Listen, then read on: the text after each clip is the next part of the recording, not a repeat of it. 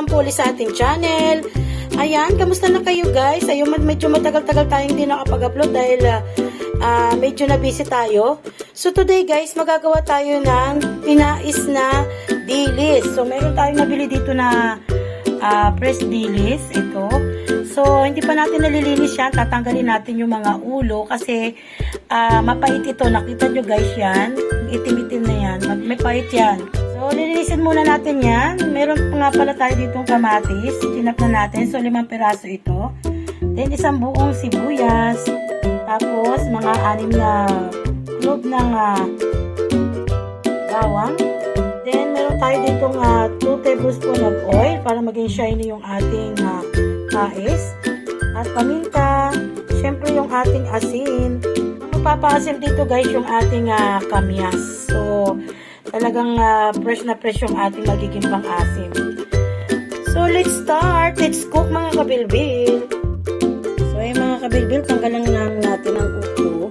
Ayan, yung ganito. Kasi, para malinis natin. Masarap itong isda na ito, guys. Press ko yan.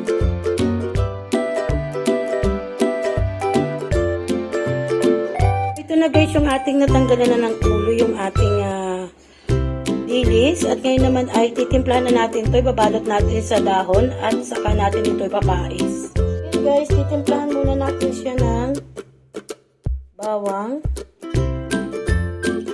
para magkaroon na ng lasa yung ating isda.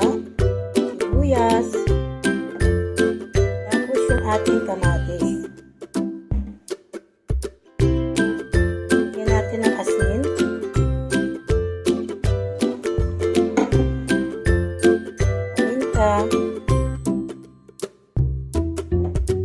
Tapos, mix-mix lang natin. Gamitin natin yung ating kamay para ma-mix natin.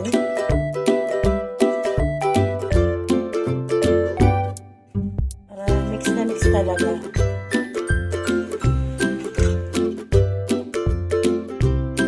Kasi kakamayin din naman natin ito mamaya. Ngayon naman, gagamit tayo ng dahon. Para ito ay mapais natin. Ngayon naman ay ilalagay na natin sa dahon.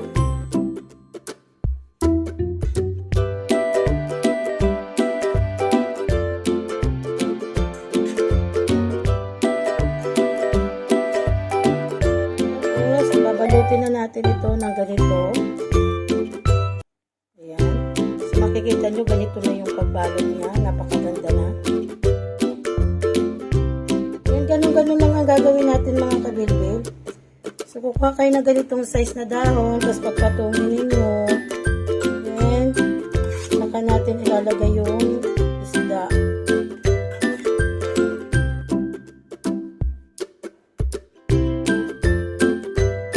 Then, yung magkakasya lang sa dahon guys. Tapos, tupuin lang natin.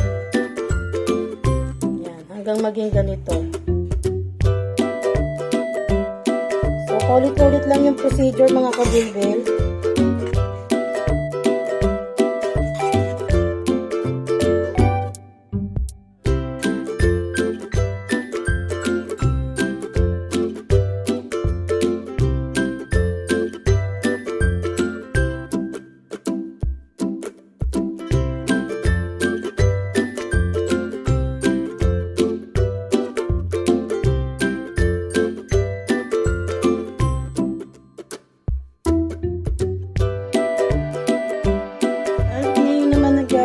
Ilalagay na natin yung binayat natin kamyas sa ilalim.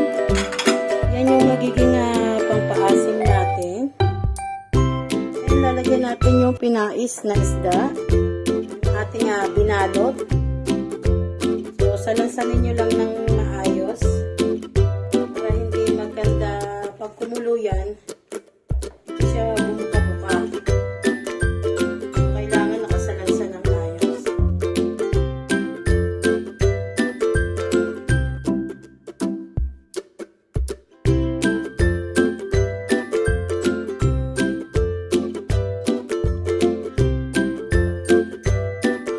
Ilalagay natin yung oil.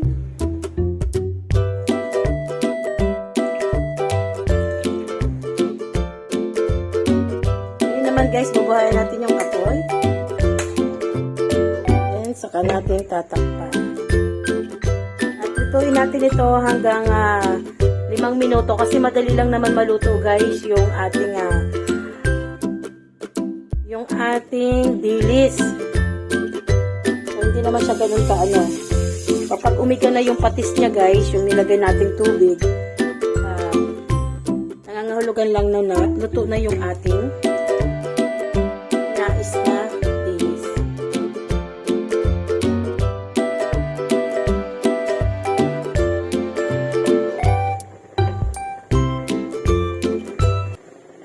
So ayan mga kabilbil, kumukulo na yung ating pinais.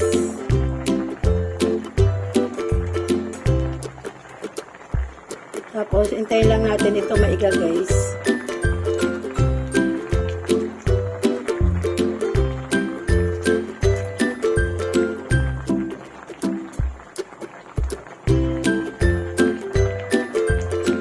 So, tikman na natin guys.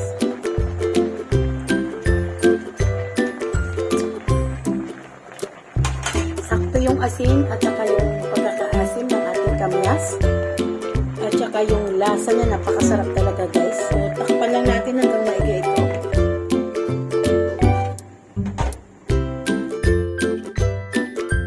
So, after 5 minutes guys, ayan, nakita nyo, luto na yung ating pinais na dilis at pwede na tayo mag-plating.